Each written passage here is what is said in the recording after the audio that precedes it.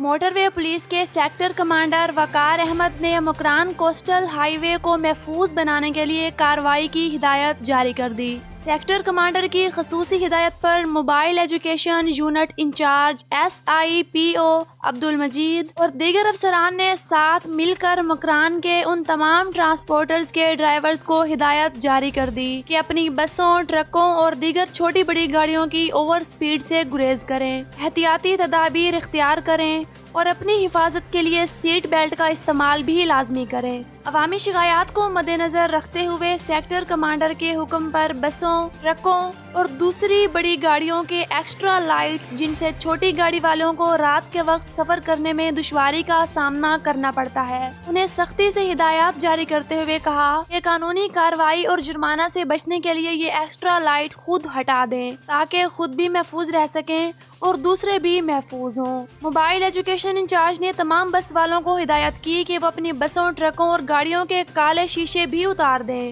قانونی خلاف ورزی کرنے والوں پر قانونی کارروائی کی جائے گی۔